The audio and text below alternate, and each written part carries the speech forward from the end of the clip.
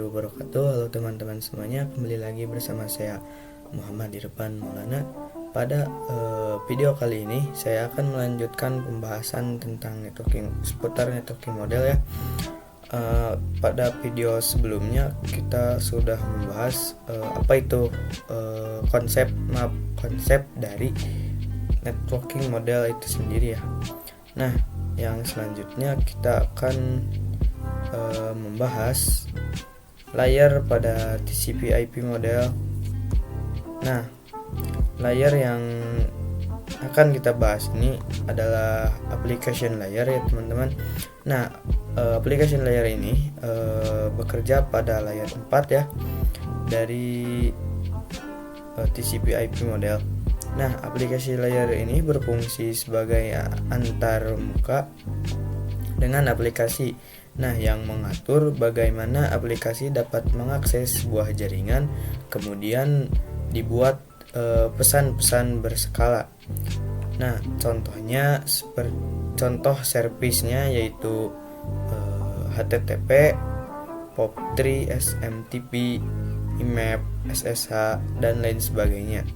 Nah, HTTP itu digunakan ketika kita ingin mengakses suatu web server ya. Bisa kita ambil contoh sebuah klien yang ingin mengakses web server ini akan request web server ya atau website yang dituju, nantinya akan dijawab oleh web server itu berupa paket atau jawaban dari requestan dari klien yang berisi HTTP header dan data ataupun more data. Oke, yang selanjutnya transport layer. Nah, transport layer ini bekerja pada layer 3 ya di TCP/IP model. Nah, fungsi dari TCP/IP layer ini menyajikan atau memberikan servis ke application layer, yaitu berupa transfer data. Nah, untuk transport layer terdapat dua protokol yang sering digunakan, yaitu TCP/IP dan juga UDP. Yaitu TCP dan juga UDP. Nah, beda dari layer sebelumnya atau layer application yang mempunyai protokol lebih dari transport layer ya. Di transport layer ini hanya ada dua. Bisa kita lihat di sini ada perbedaan dari TCP dan juga UDP ya, bisa dilihat di sini. Nah, salah satu mekanisme yang disediakan oleh transport layer khususnya pada TCP/IP adalah recovery mechanism. Nah, bisa kita ambil contoh ya. Sebuah klien ingin merequest website ke web server, maka web server akan mereply atau mengirimkan balasan dari klien ya yang terdapat HTTP header dan juga TCP/IP seg 1 ya. Nah, ketika kita menggunakan protokol TCP, si klien akan merequest ke web server. Nah, tetapi reply pada web server akan terjadi error recovery, maka si klien akan merequest ulang dan web server akan mengirimkan reply-nya ya. Nah, tetapi ketika menggunakan protokol UDP, si klien akan merequest website ke web server, maka error recovery protokol ini akan membiarkan atau bodoh amat gitu.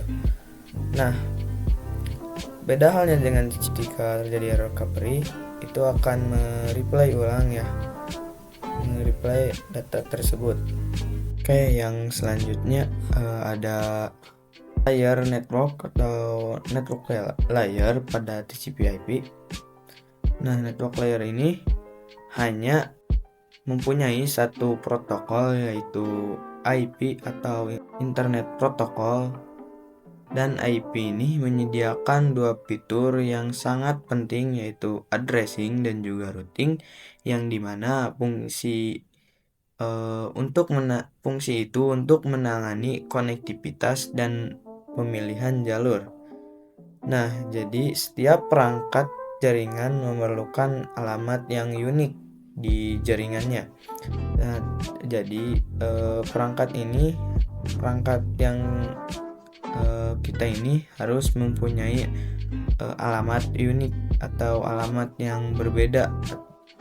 Nah, addressing adalah IP address atau nama pada perangkat jaringan komputer ya.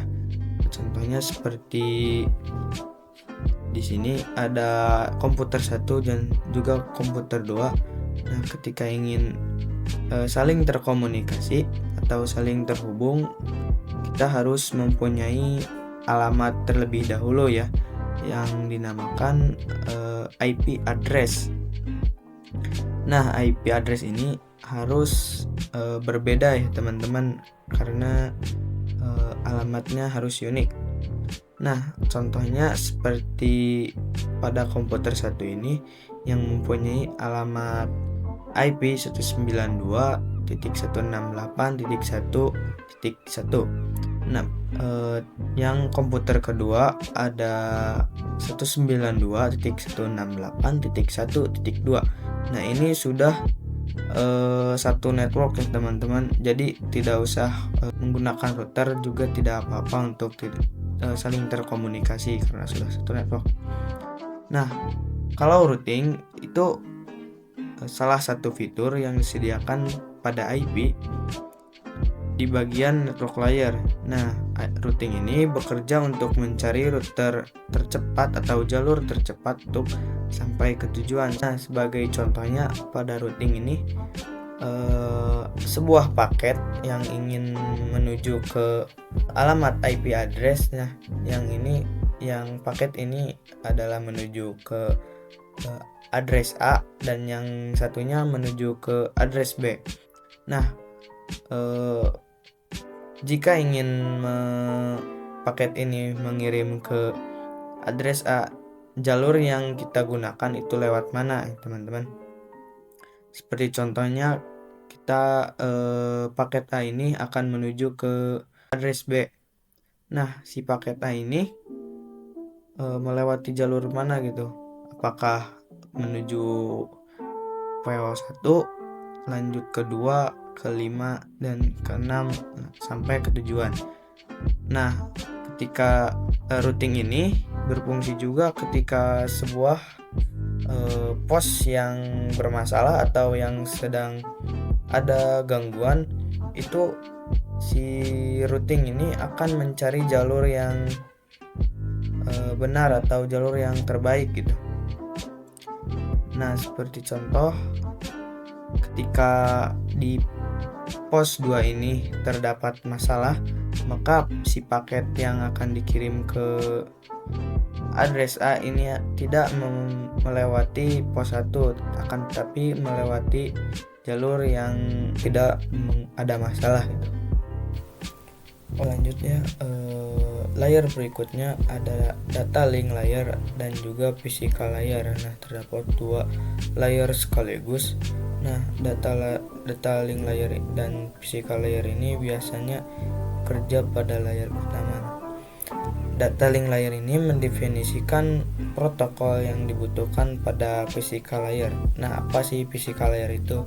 Nah, jadi physical layer itu adalah cabling atau perangkat fisik pada suatu jaringan komputer yang mendefinisikan secara fisik apa yang digunakan untuk menghubungkan antar device. Nah, contohnya seperti komputer ini ingin berkomunikasi dengan komputer ini, itu menggunakan apa gitu? Menggunakan perangkat apa atau menggunakan physical layer apa gitu. Nah, cabling ini bisa diartikan atau bisa berupa wired ataupun wireless. Nah, kalau wired ini itu berupa kabel, seperti contohnya yaitu kabel UTP Nah, kalau wireless itu berupa gelombang elektromagnetik ya teman-teman. Nah, salah satu fitur pada data link layer ialah FCS atau Frame Check Sequence, yaitu Error Detection Mechanism. Nah, hanya error ini atau data link ini akan mendeteksi error tanpa recovery, berbeda dengan transport layer yang akan melakukan recovery. Nah, pada data link layer ini addressing yang digunakan ialah MAC address ya, atau alamat fisik dari si perangkat.